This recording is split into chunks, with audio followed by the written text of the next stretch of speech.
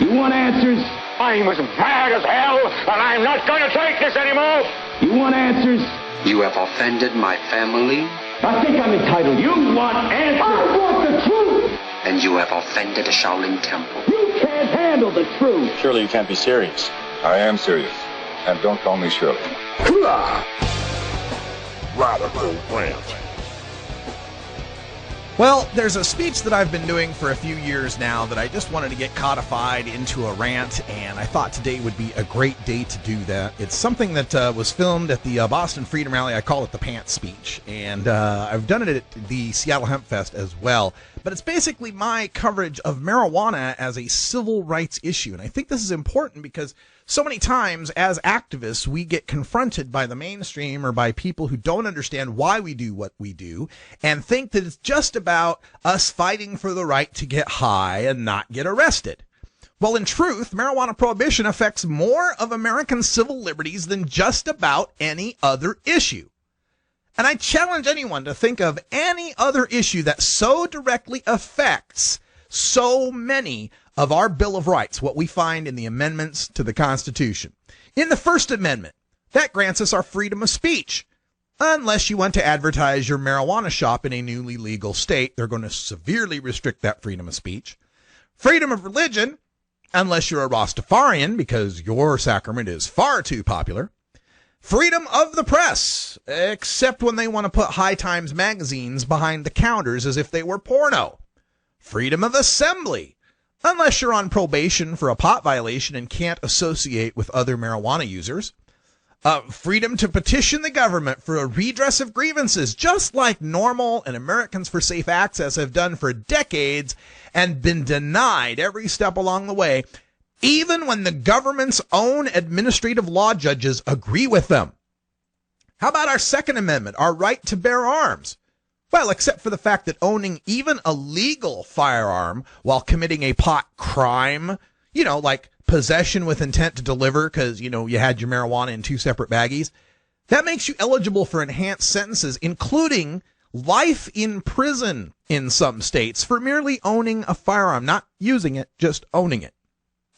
Now, your Third Amendment right says that the government can't force you to house its soldiers during peacetime. So maybe that hasn't happened, but worse than having a soldier in your house is the electronic tracking devices cops can put on your car in your own driveway without a warrant or your knowledge if they merely suspect that you are a pot grower. How about the Fourth Amendment, your protection against unreasonable search and seizures? Unless a human or a canine cop can smell or pretend to smell marijuana near you. And a requirement for search warrants based on probable cause? Well, that can be some rat fingering you for a grow you don't have, leading to a no-knock SWAT raid that kills your dog and terrifies your children. Your Fifth Amendment grants you the right to due process, just as long as you don't mention your legal state medical marijuana use in a federal court proceeding. And your right against self-incrimination? Yeah, other than the contents of your urine on a drug test that incriminate you for a pot crime.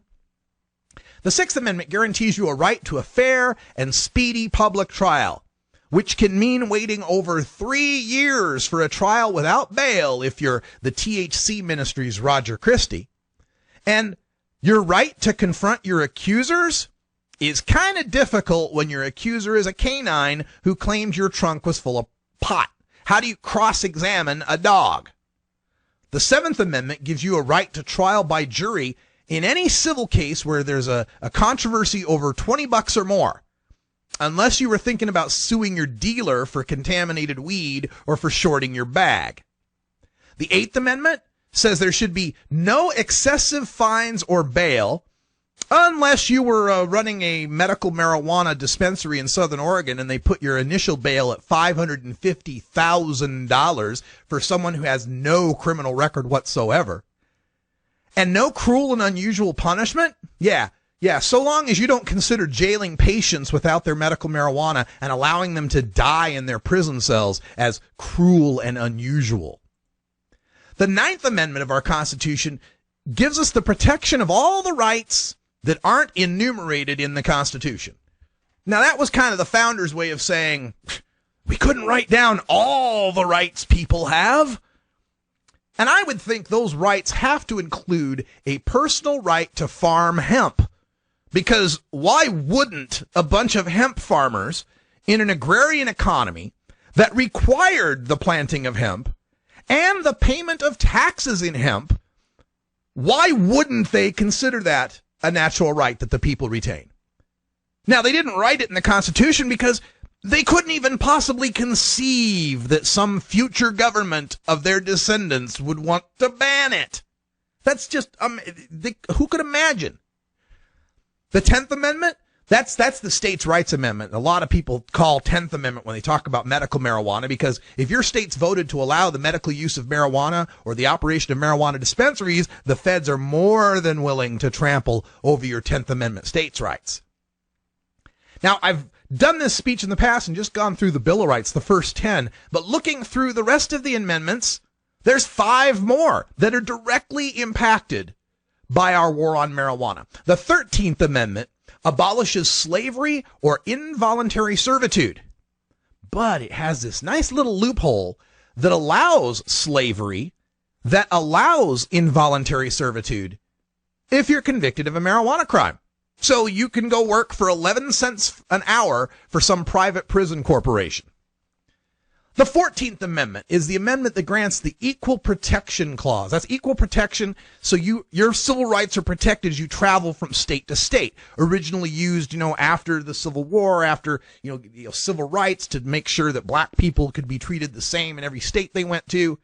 That Equal Protection Clause doesn't apply if you're a medical marijuana patient who'd like to use her medicine on a trip out of her state to one of the 45 states that don't recognize her card. A lot of people don't even realize that my Oregon medical marijuana card is no good in Washington State. It's no good in California. It's no good in Colorado. There are only 5 of the 20 medical marijuana states that will recognize the card from another medical marijuana state. And forget about the 30 states that have no recognition of medical marijuana card. That means nothing to Idaho, Texas, Oklahoma, Tennessee, etc. The 15th Amendment. The 15th Amendment protects the right to vote from discrimination based on race or color. This was, of course, to make sure that after Reconstruction, black people in the South could vote, not be discriminated against. So you got to wonder about all those mostly black and mostly Latino people that get busted for drug felonies, who then lose their right to vote, some of whom lose their right to vote for life in some of these southern states. And the 19th Amendment? The 19th Amendment established the right to vote for women. Except we got to consider those wives and girlfriends of the drug dealers who knew little to nothing about the crimes. And they had nobody to turn on, nobody to snitch on, and they couldn't plea out, and they ended up doing longer felony sentences than the husbands or boyfriends who were dealing the drugs. And of course, those women lose their right to vote in the process. And then the 26th Amendment. The 26th Amendment established the right to vote for 18 to 20-year-olds. Except we all know that the drug war disproportionately targets young people and saddles them with an arrest record, and those with felonies lose their right to vote. That's 15 of the 27 amendments to our Constitution that have been wrecked by the war on marijuana. So don't let anyone tell you that repealing prohibition isn't a civil rights issue. Don't let anyone tell you that what we're doing here day after day, bringing you the news, and you going out and telling your friends and your family and contributing to these organizations to end marijuana prohibition and posting to these boards and writing these letters to the editors aren't making a difference, because this is the civil rights issue of our time. It is time for all of us as cannabis consumers to band together and to promote the truth of what we are fighting for. That it's not just a right to get high, because we're getting high already. In fact, for a lot of us, if all it was about was getting high, we'd probably not fight for legalization. We recognize that this isn't just about our right to get high. It's the right for people to be left alone. People who aren't committing crimes, people who aren't harming other people should be left alone by their government, should be given the freedom to do to themselves and with others that which they choose to do.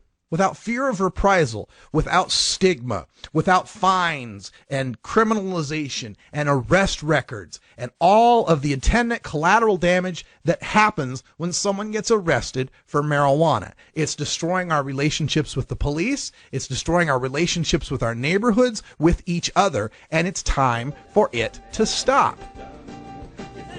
All right, folks, that's all the time we got here. Thanks for joining us here at the Russ Belville Show. And like I say, next week, all sorts of new shows coming back to 420radio.org. Some new stuff coming up on the show as well. Thank you all for sticking with us and supporting us. Good news on the future schedule for my fans in the South. I will be visiting, just got this gig confirmed today, we'll be visiting North Carolina. I think it's Raleigh. I'm not sure. I'll have to look it up. But I'll be visiting North Carolina at Camp Cannabis. It's the second weekend of October, and I think that's the 18th and 19th. And then the following week, I'll be in Denver, Colorado at the Drug Policy Alliance Conference. I hope to see all of you there. We got posters, we got stickers, we got all sorts of stuff for you. Check it out at 420radio.org. Become a VIP today. Help support our operation here for independent marijuana legalization talk radio. I'm Radical Russ. Thanks for joining us, and until next time, this is the Russ Belville Show. Take care of each other, tokers. The Russ Belville Show is blogging and podcasting daily at radicalruss.com. You take a seed, you plant it, you grow it, you dry it, you roll it, you smoke it. You take a seed, you plant